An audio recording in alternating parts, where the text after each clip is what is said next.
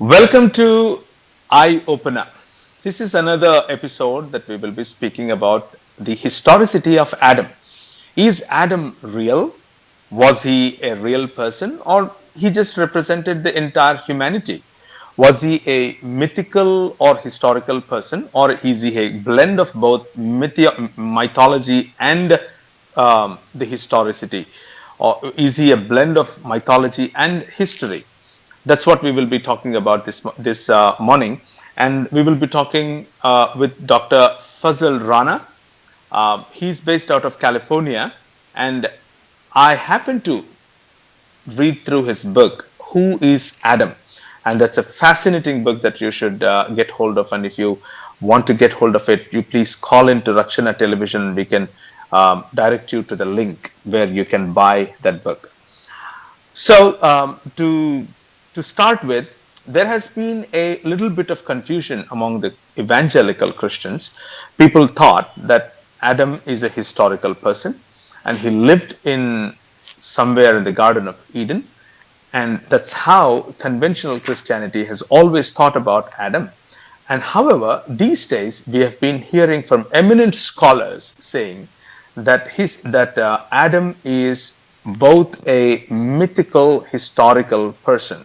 There's a little bit of confusion there, and we may want to explore a little bit more about Adam. Was he a real person, or he just represented the entire humanity? So that's the question that we will be taking this morning, and we will, without wasting any further time, let's go and talk to Dr. Faz Rana. Dr. Faz Rana, thank you very much for accepting our invitation and joining us on this show. Welcome, sir. Oh, thank you for the kind welcome, and I am humbled and honored to be invited to be on your program. So thank you so much for having me. It's my honor that I met you a few years ago in California, and I shared a meal with you, and it's real honor to have you on my show. And to begin with, Dr. Faz, what do you think is Adam a real person, or he just represented the entire humanity? Yes, well, when you pose a question like that, it's actually a fairly complex question that involves really analysis of what the biblical data says, an analysis of really what the scientific data says, and then there's even philosophical considerations when you ask the question, really, what does it mean to be a human being? So this is a complex question, to be certain, but my conviction by reading through Scripture, and this is not just simply Genesis 1 and Genesis 2 and 3, but it's also looking at passages in the New Testament, my conviction is that Adam is indeed a historical person, that Adam and Eve are presented as real historical individuals that not only lived, but actually were the very first human beings that would be the sole progenitors of all humanity. That is, all humanity comes from this couple, from this primordial pair. Okay, so that's fair and very straightforward. You mean to say that even in your book you said that Adam is a historical person, and you also suggested that there are a number of models available out there, scientific community and anthropology and paleontological community. They all say different interpretations of what Adam means, or the word Adam means. But you suggested a different model in your book, and you called it RTB model. What is that RTB model? Or do you mean are you proposing a new model to the scientific community? You being hailing from a scientific background, you yourself have a doctorate in the science, and you writing a book on who is Adam, you suggested RTB model. Can you please explain a little bit more about what is RTB model? Yeah, sure. And to be clear, the book Who is Adam is really a book in Christian apologetics. The focus is how do we understand the biblical accounts of human origins, and if we take a traditional understanding where, again, we view Adam and Eve as a real historical person, a real historical people, uniquely created in God's image that gave rise to all humanity, how can we then make sense of that in light of the data coming from science, particularly data that is deeply influenced by an evolutionary perspective on human origins? So it really is an apologetics work. It's not intended to be a scientific work, if you will, but because it reasons to believe we are scientists, and part of our mission field is to engage those in the scientific community and those that are scientifically minded, we recognize that the language and the value system of scientists is essentially approaching things from a model perspective. That is, in science, scientists propose hypotheses, they propose theories, models. These are approximately equivalent concepts, with the idea that this is a way that you describe what you think is happening in the world, and then you develop predictions that you evaluate in light of the scientific evidence. And if those predictions are valid, you're confident that the model has credibility. If the predictions fail, to find support with observation or experimental work, then you have to revise the model, reframe the model, or maybe even abandon the model. So this is a way for us as a technique to present a biblical perspective on human origins in a testable format. If this account is true, what would we expect science to discover? And do we actually discover these things? And with the idea that if we do, that then gives credibility to the biblical account of human origins from a scientific perspective, not necessarily a theological perspective, but from a scientific perspective. But it's also a technique that allows us to engage the scientific community and invite them into the conversation, into the dialogue, into the discussion, with the hope of really exposing them to the credibility of the truth claims of Scripture. So it's in a sense an apologetics approach more so than a bona fide scientific theory. Okay, so that's fair. And can you help us understand what are the models available from the scientific fraternity that they have postulated or maybe proposed? And what are these theories that talk about Adam, or the whether it is Neanderthals or it is, as you said, based on evolution? They have proposed few theories. What are the theories vis-a-vis what is the theory that RTB, Reasons to Believe, is proposing? Yeah. Well, when it comes to again the scientific perspective on human origins, it's largely shaped by Darwin's work, The Descent of Man, where he proposed an evolutionary origin of humanity. And since that book's publication, which was in the late 1800s, anthropology has largely been an enterprise steeped in an evolutionary perspective. And so the view is that there are these transitional forms that lead from presumably an ape-like creature to modern humans, where the so-called hominins, creatures like Lucy, which is Australopithecus afarensis, or Homo habilis, Homo erectus, maybe Neanderthals, would be considered to be part of this evolutionary ascent of man, where human beings today are understood as anatomically and behaviorally modern humans, or Homo sapiens sapiens. Now, the ultimate question is, how does this evolutionary process proceed? And traditionally, the model was something called multi-regionalism, where the view was that humanity is a single species that had global prominence, global distribution, that began in a primitive form that evolved towards a modern form, but this evolution occurred independently in multiple locations around the world: Africa, Europe, Asia, Australia, where the racial differences that we see among human beings, or the regional differences, essentially reflect about 2 million years of this evolutionary history.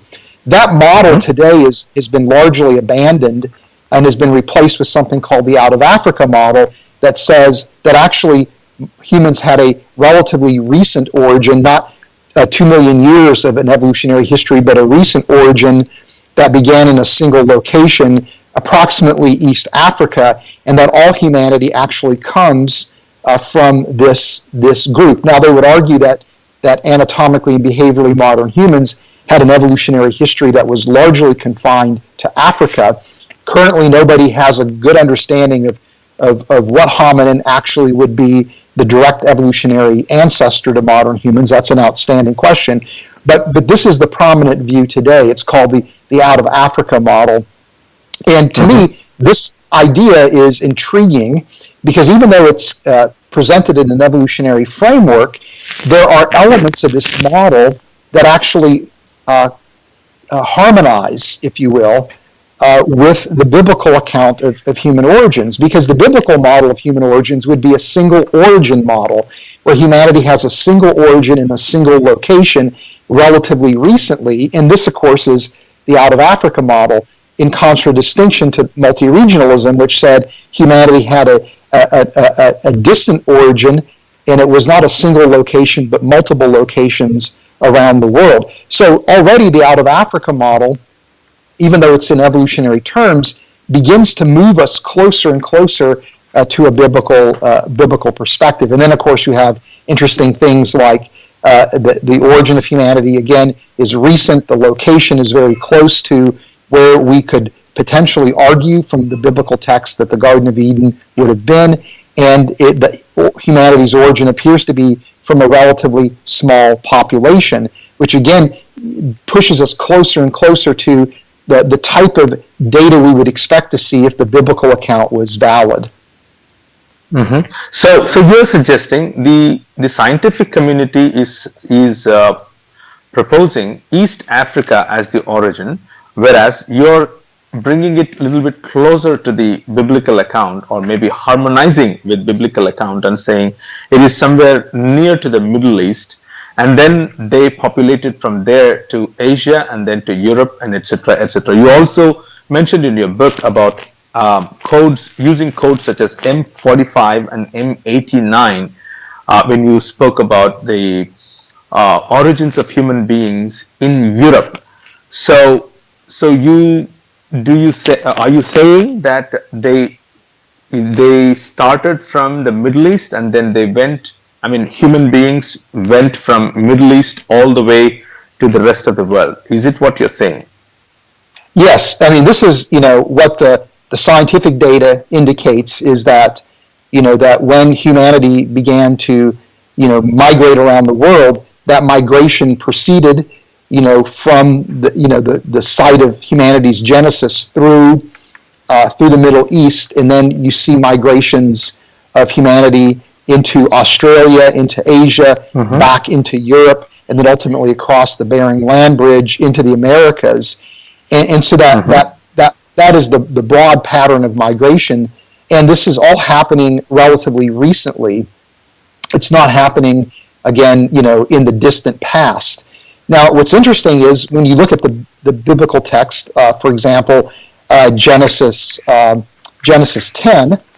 you see the Tower of Babel incident where humanity is forced to scatter around the world. So again, even from a biblical perspective, we see that humanity again had a single origin in a recent origin in a single location, and that humanity ultimately populated the world through migrating from that single location. So once again, we see this harmony between the scientific data in the biblical model. That to me is again intriguing because it means that it's hard to dismiss the biblical account of human origins as being completely unreliable or completely untenable.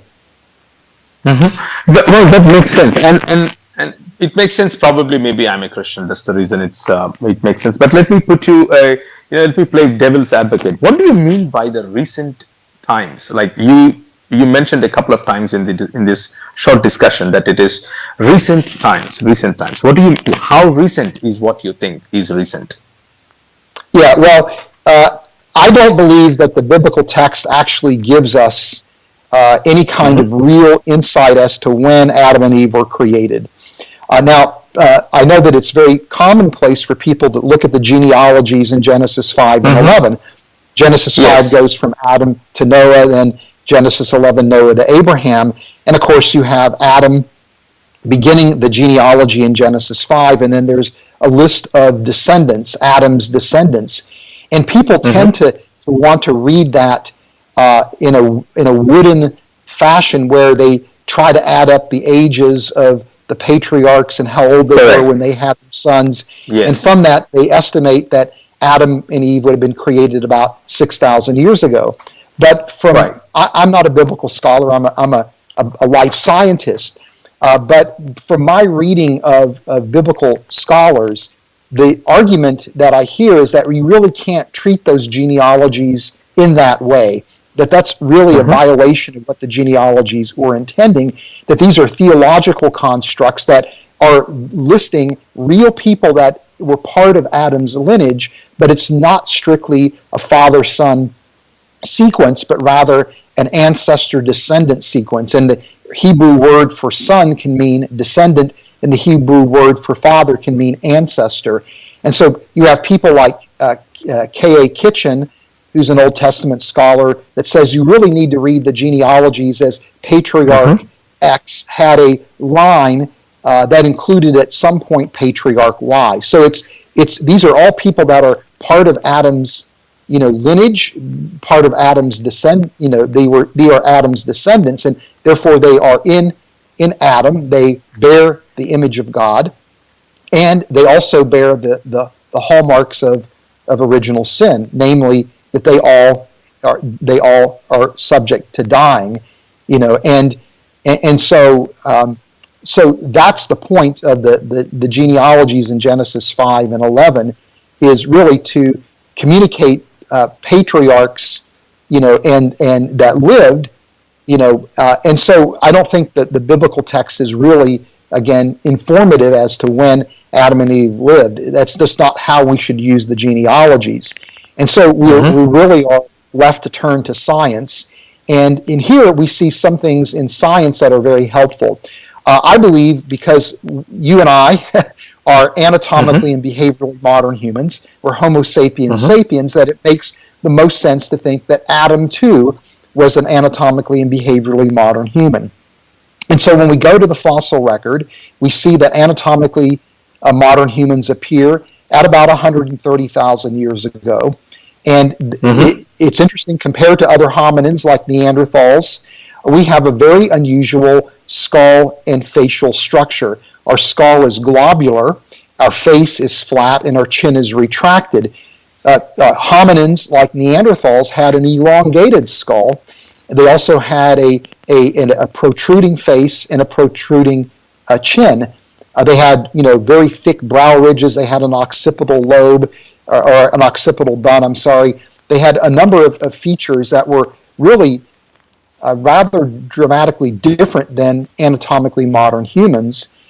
And this is significant because the globular shape expands our parietal lobe compared to Neanderthals, and this is the part of the brain that is believed by neuroscientists to support the processing required for language and mathematics and in advanced cognition like that.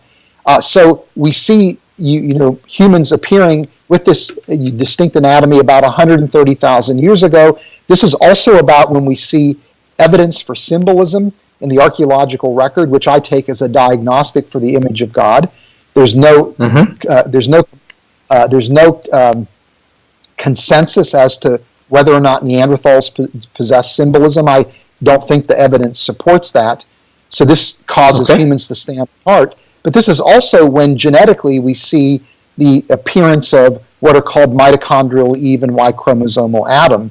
And so we see this confluence of three different lines of evidence that suggest scientifically modern humans appear approximately about 130,000 years ago. Now, it's important to keep in mind that there's a significant amount of uncertainty in that date, on the order of several tens of thousands of years. So this is, to me, about when I would say scientifically, modern humans appear, and that date is, I think, fully compatible with the genealogies that we see in Genesis 5 and 11.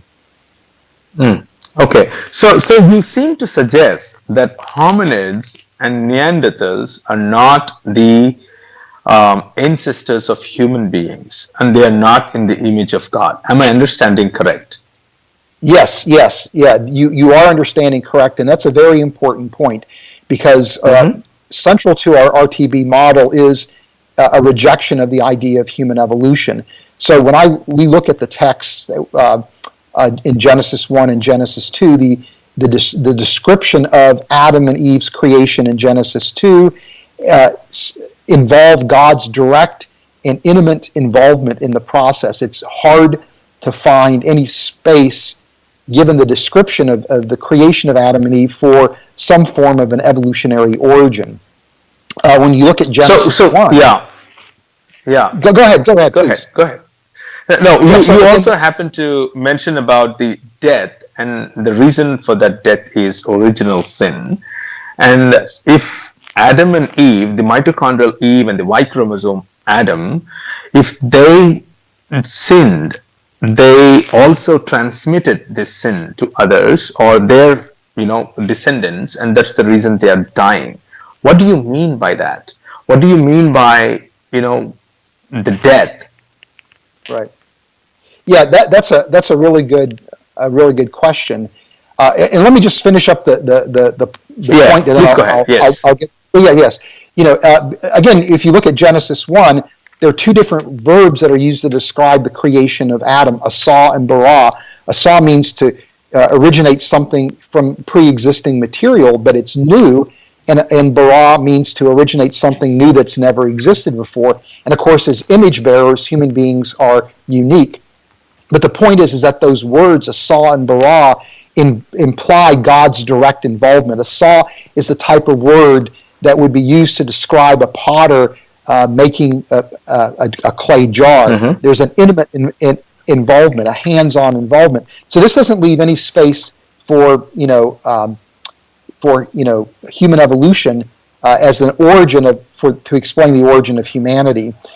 And as you're right, I would look at the hominins as creatures that God created that existed and then disappeared, that they may have had some intellectual and emotional capacity, but they lacked the image of God. I think it's only human beings that have God's image. Now, the biblical text tells us that Adam and Eve introduced, through their rebellion against God, essentially evil into the world, or they introduced essentially evil into the human condition. That rebellion caused an alienation between humanity and God. And so to me, I see the death that's being described there as both a spiritual death and a physical death. That is, that Adam and Eve in the garden had access to the tree of life as well as to the tree of the knowledge of good and evil, and they could eat freely from the tree of life. And from all the trees in the garden, they just couldn't eat from the tree of the knowledge of good and evil, of course. And so I think of these as actually being literal trees that were in the garden. And there's some interesting insights that are coming from the biology of aging that suggest life expectancy can be extended through the consumption of certain types of materials, like resveratrol, for example. And so it could very well be that this tree had fruit that had certain materials that essentially ensured a type of conditional immortality for our physical makeup. Now, I believe that spiritually we are immortal. We are created to be immortal because we have the image of God, because we're spiritual creatures. And so when you look at the text, when Adam and Eve rebel against God, death happens immediately in terms of a spiritual alienation from God. God says, the day that you eat from the tree of the knowledge of good and evil, that is the day that you will die. And that spiritual death happened. But physical death then ensued as a consequence of being denied access to the tree of life, which means that when we see in Genesis 5 that Adam lived 930 years, but he did indeed die. That God kept his promise that physical death it was a result of that rebellion. But to me, the emphasis, I think, is really on spiritual death, not on physical death. Though physical death, again, is the enemy of human beings. Now, I do believe that there was animal death prior to the fall. As an old earth creationist, I would hold the view that there was animal death prior to the fall. And I think there's passages, for example, Psalm 104, which seems to imply that very strongly. Job 38 and 39 also have passages that seem to imply that animal death was part of the natural order of things, part of God's creation. But I would argue that there's a fundamental difference between animal death, because these are creatures that lack God's image, and human beings that possess God's image. The death of a human being is a categorically different type of death, because we are spiritual beings, we are image bearers, and that death is really fundamentally an alienation between God and human beings. So that's what I believe happened, and that consequence, that alienation, we'll call it original sin, was then propagated to all of Adam's descendants. And to me, this is why it's so important that Adam and Eve are actually real historical people, because the fall needs to be a real historical event that happened, and that if everybody is in Adam, as Paul writes, in the epistle to Rome, the epistle to the church at Corinth, then if everybody is in Adam, then the consequence of that death is going to be experienced by every person. If Adam is not historical, then the fall is not historical, and so we have a real theological problem. If Adam is a representative, where there's a lot of humans, and Adam is just a representative that was taken from that group and then placed in the garden, then how do we account for the original sin for people that may have preceded Adam, or people that were coexisting with Adam who were not necessarily in Adam as such? And so you have a real mechanistic problem in terms of how is original sin propagated. Because, it's interesting, if you look at the genealogy in Genesis 5, it's the only genealogy in Scripture that says after each one of the patriarchs that he died. He died also. And the idea is that the consequence of original sin is felt by all of Adam's descendants. That phrase is profound in theological terms. And so that phrase is there because it's really emphasizing the consequence of Adam's sin was his death, spiritual death and physical death, and that spiritual and physical death were transmitted to all humanity because we all are in Adam. And so that, to me, is the only model that really works theologically speaking. Okay. So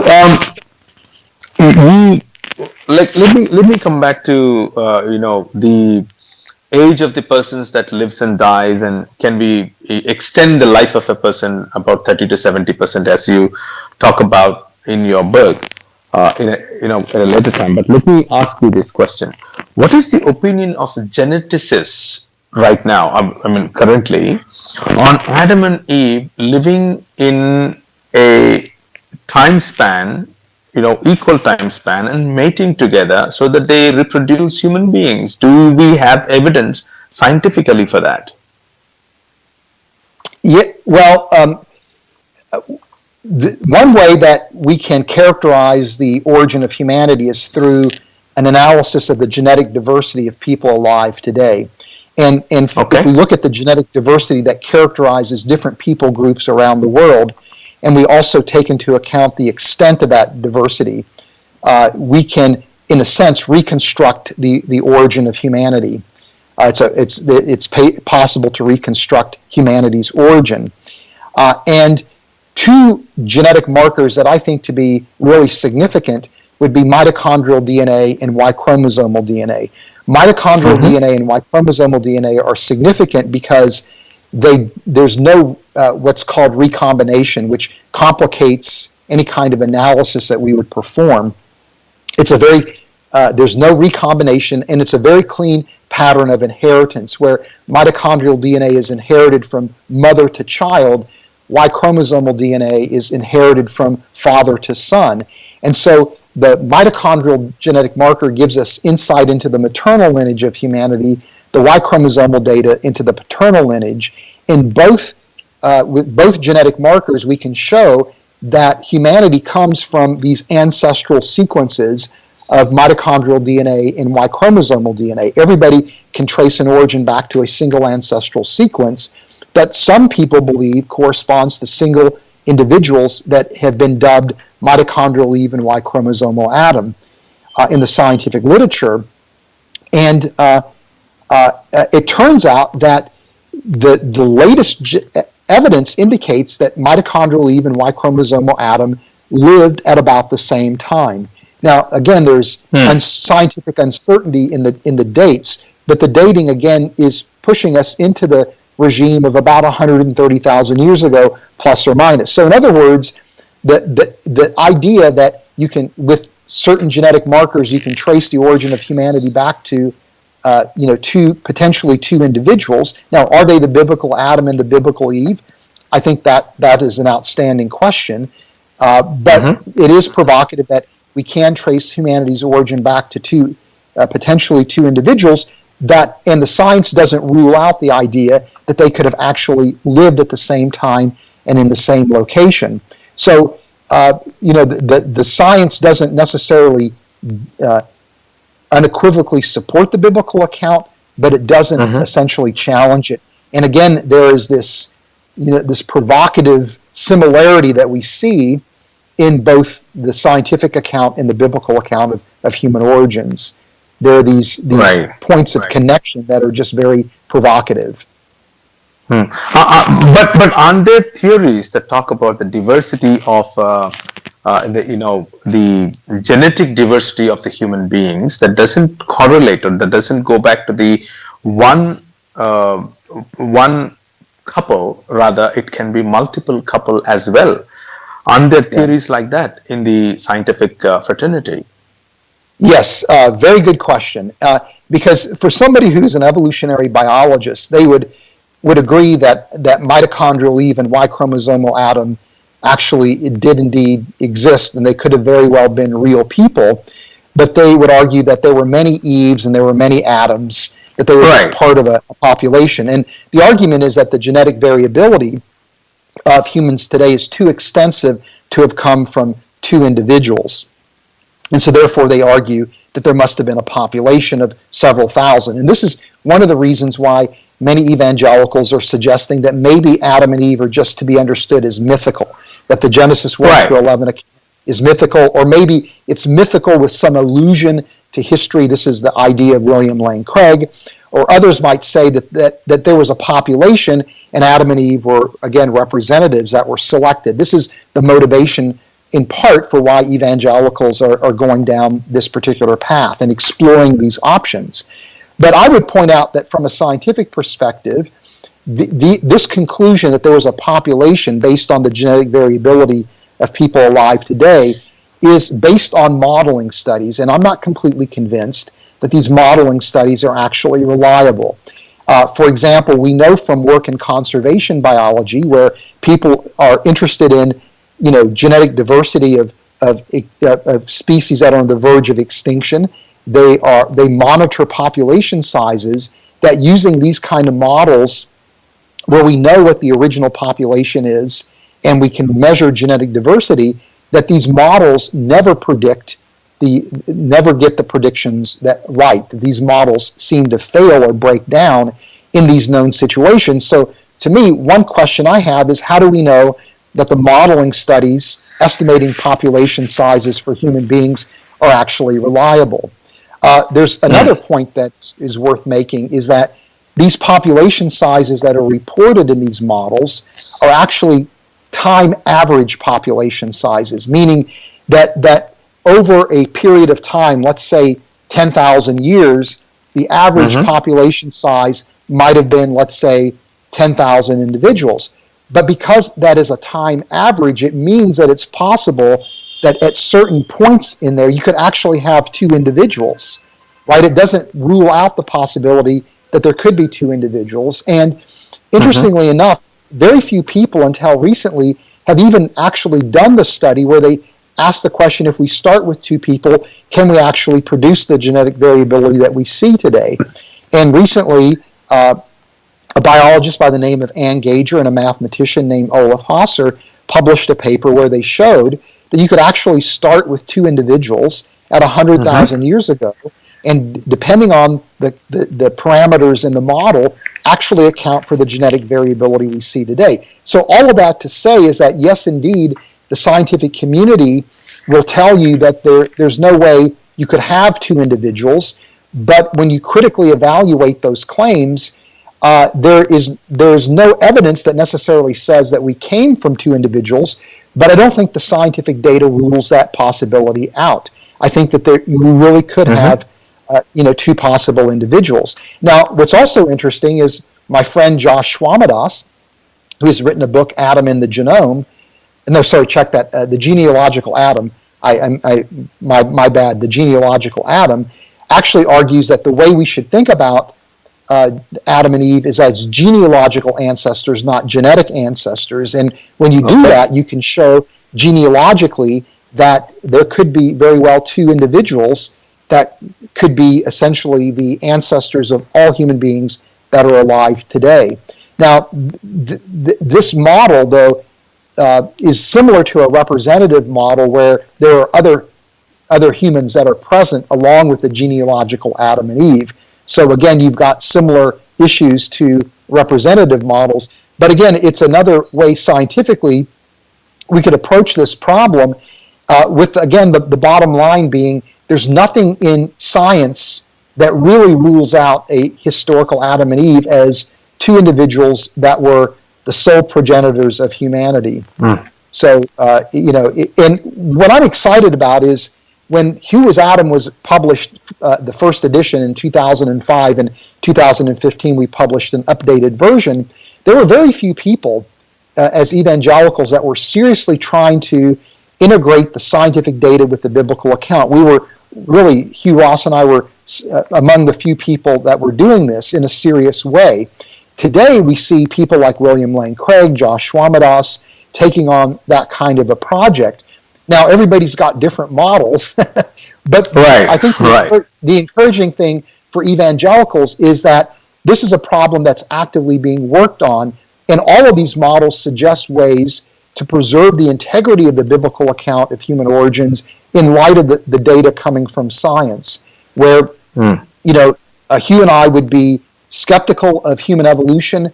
Bill Craig and Josh Swamidass would accept an evolutionary origin of humanity, but even then doing that, they still are working hard to preserve the integrity of the historical Adam. So the point here is that this is still an unsettled question among evangelicals, but we have people working on this. And I think when we look back in church history, this will be a watershed moment where the church wrestles with a very serious theological question and will come out of that wrestling with, I think, a model that works, that treats the scientific evidence credibly and treats the biblical account credibly as well. And so I don't think we're there yet, but we're getting there. And I think everybody's model has strengths, everybody's model has weaknesses. So my hope is that we're seeing more and more evangelicals really coming to the table, engaging and addressing this question. That to me is really very exciting.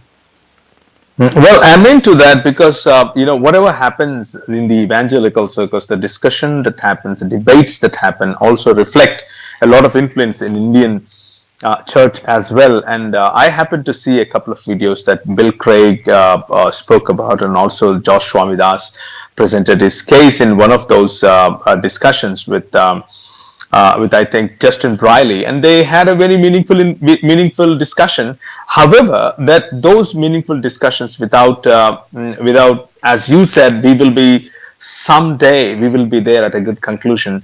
We are in a very uncertain understanding at this point of time.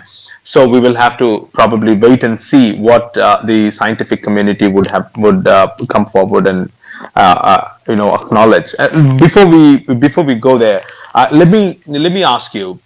You also, you are raising serious questions about the models that are out there and the genetical, ancestry. How about more Adams and more Eves, mitochondrial Eves and Y chromosomal Adams existing, not just one couple, but maybe multiple couples. So you have questions about that. And you also happen to raise a couple, serious questions about the luminescence way of um, measuring the time of the paleontological evidence is basically so how you call it a very notoriously inaccurate way of measuring the time.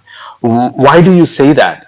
Is it wrong to measure the timeline of that particular fossil based on the luminescence timing, or do you have any better maybe method to measure the time? Right. Well, this is a challenge that anthropologists face, and this is not meant to be critical of anthropologists whatsoever. It's just acknowledging Mm-hmm. that dating these hominin remains can be very tricky. Dating the archaeological record can be very tricky sometimes, and so you have to use the techniques that are available to you, and you have to use the techniques that the archaeological site or the fossil site essentially permit.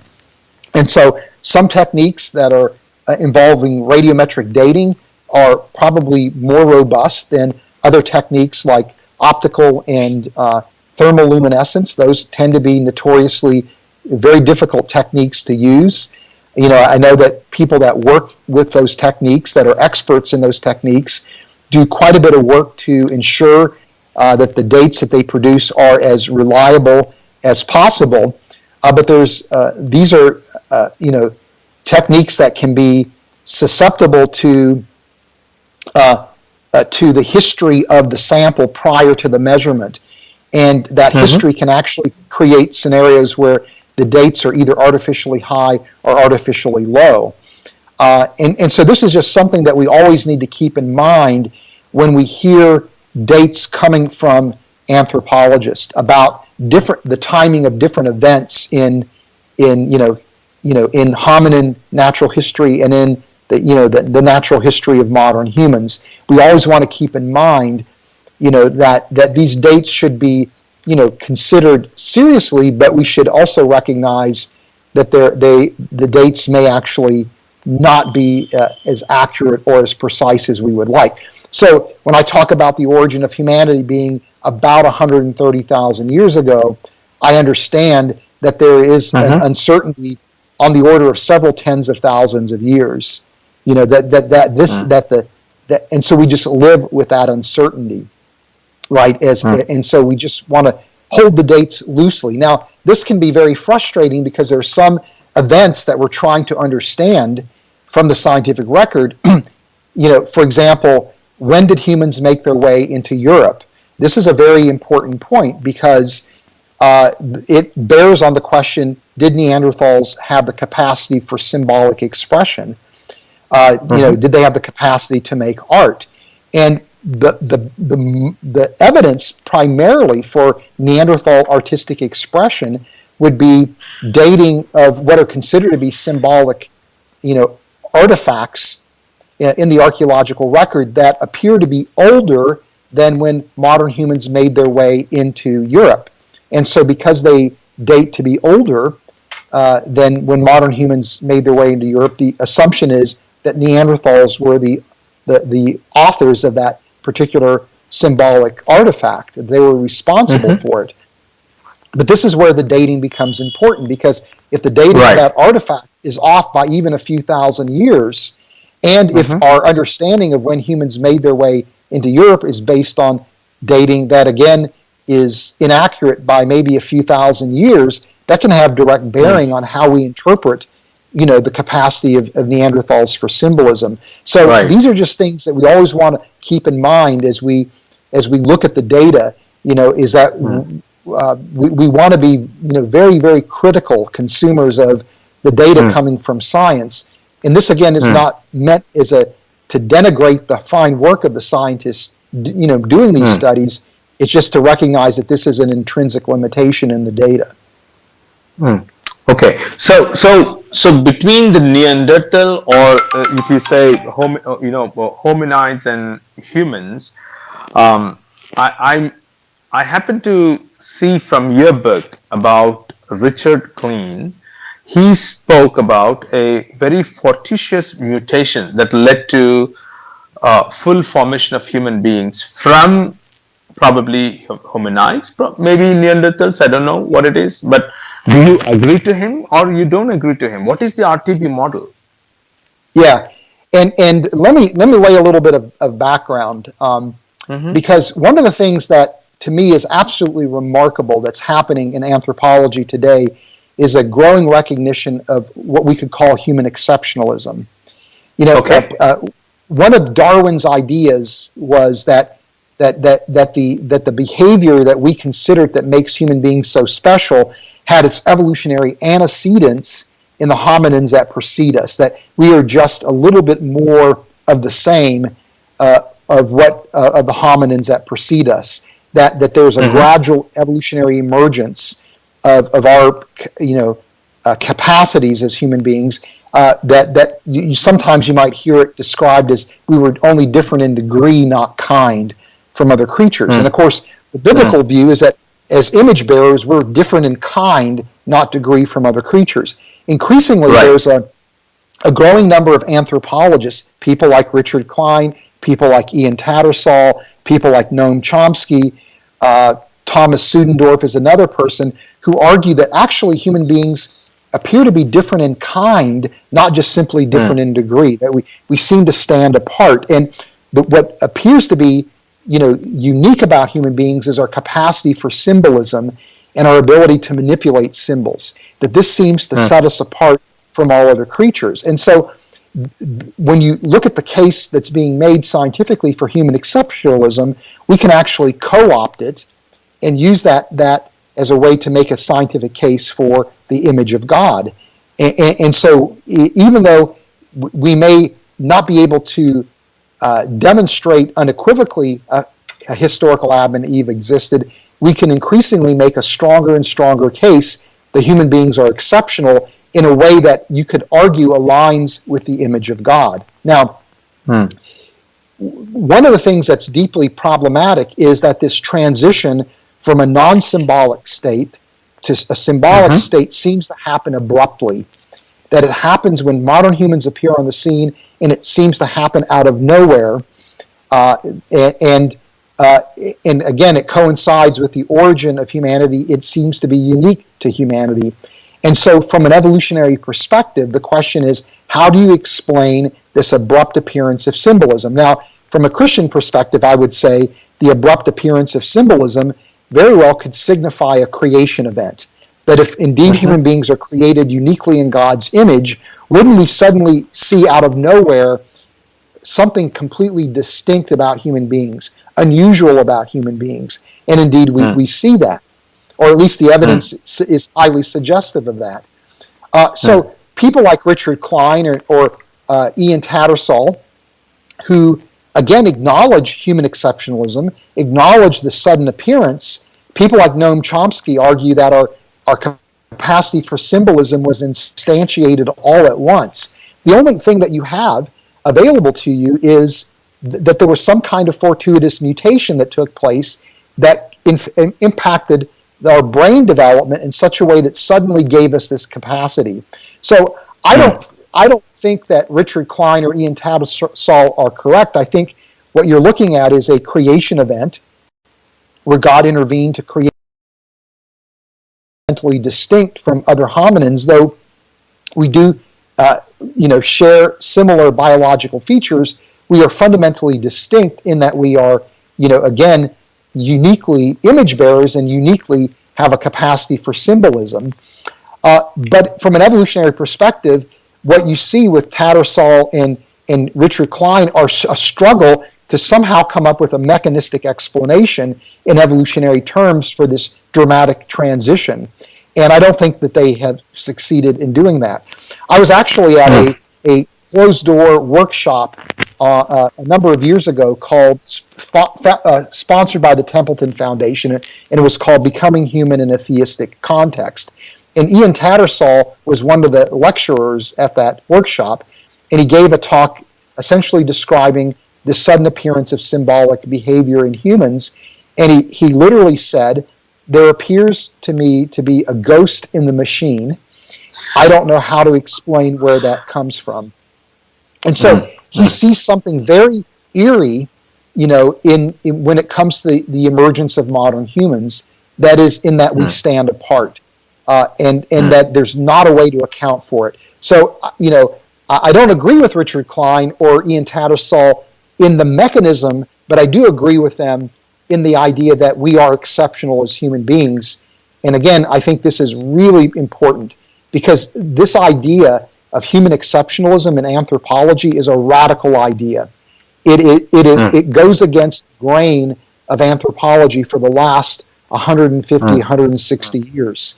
So for anthropologists to be evolutionary in their views, to be atheistic and materialistic in their views, but to say humans are exceptional is unbelievably significant in terms of establishing the credibility of the Christian worldview. So you are, if I'm understanding correctly, correct me if I'm wrong. If I'm understanding you wrongly, the fortuitous or the fortuitous mutation that Richard Klein talks about is basically, in your opinion, is the creation of God, the creation of human beings in the image of God. Is that what you're saying? Yes, that indeed is what I'm saying. And it's interesting because even though we look like the hominins, and we can get into a theological discussion as to why God would create human beings to look like the hominins, if you would like, but we'll just set that aside. But it's interesting because when we look at modern humans, anatomically and behaviorally modern humans, when we look at us, again, I mentioned earlier, we have a distinct skull shape and a distinct facial shape compared to Neanderthals and the other hominins, which impacts our brain structure. We seem, from the archaeological record, to uniquely have the capacity for symbolic expression that seems to show up in the archaeological record approximately when we see this unique anatomical makeup that human beings share. We also are genetically distinct from Neanderthals in significant ways. For example, when we look at we have the Neanderthal genome, we have the human genome. When we compare the genomes, we see that there are differences in genes that are involved in cognitive development. There's differences that we can infer in gene expression patterns that involve not only genes involved in cognitive development, but genes involved in skull and facial development as well, as well as some other differences in skeletal features. We see developmental differences too between humans and Neanderthals. We have enough Neanderthal remains that we can actually piece together the developmental trajectory of Neanderthals, and that trajectory is very different than it was for modern humans.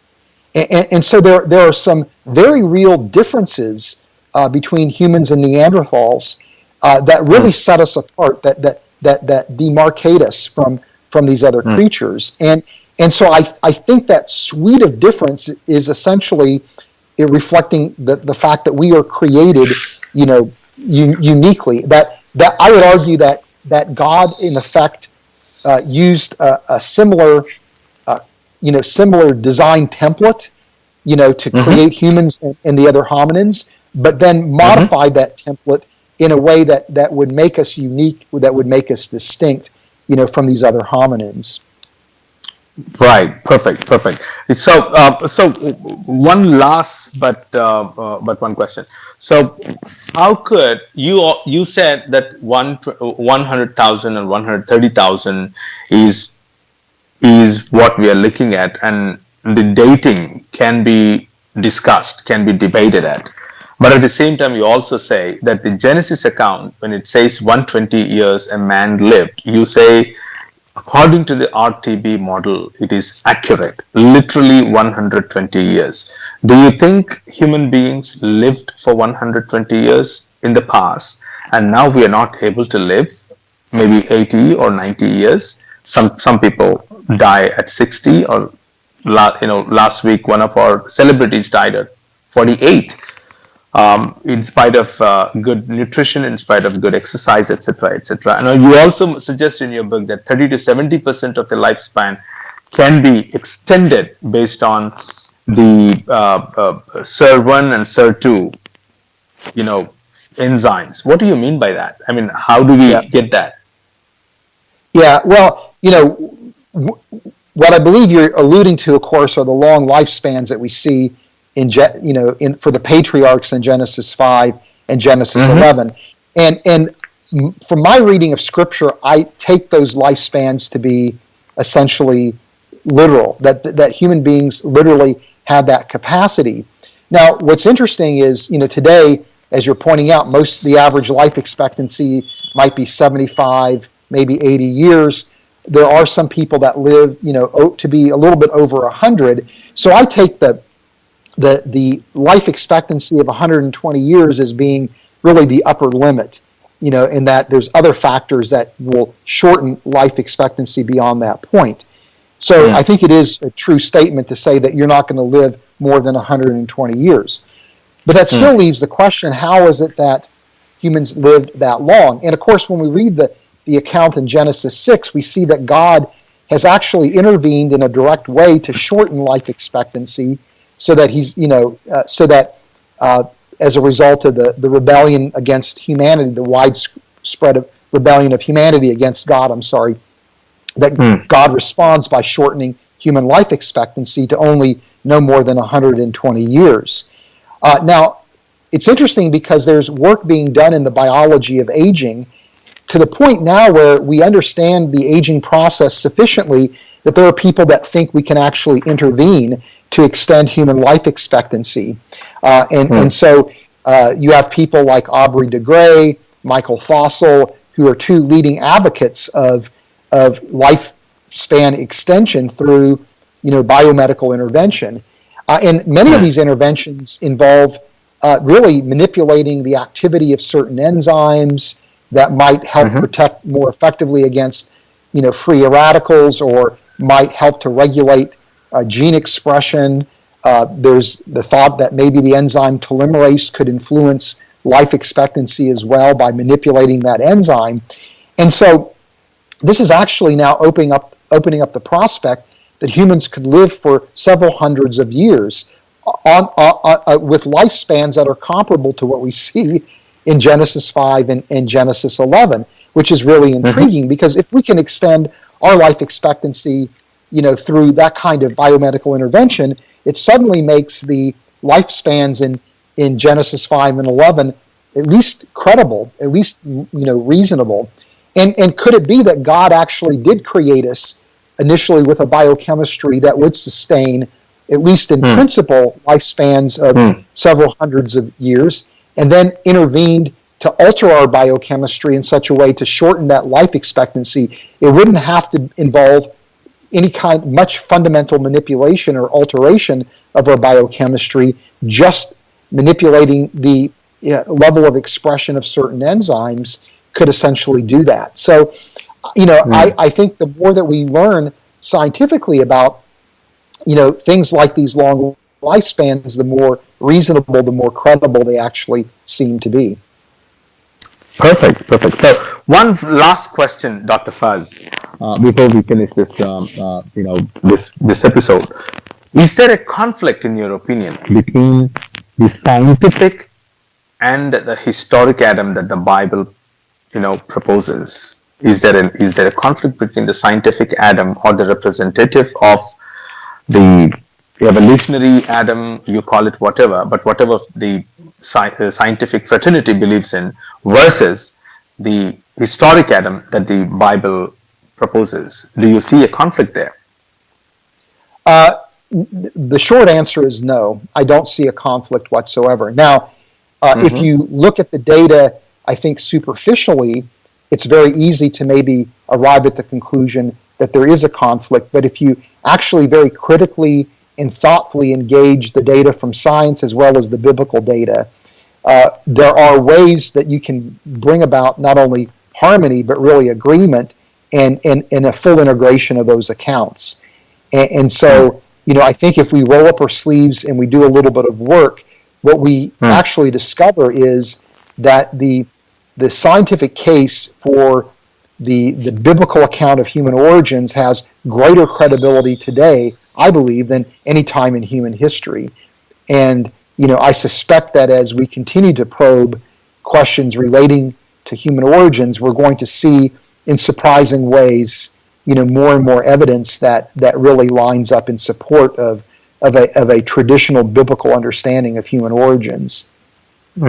Okay, perfect. So that actually brings to the conclusion that yes, the historic Adam that the Bible proposes is indeed the confident view that we can adopt, and we can discuss, we can engage in conversations with people, and this should actually give us confidence from even from the scientific methodologies, that we can always rely upon the biblical narrative that there was a historical Adam.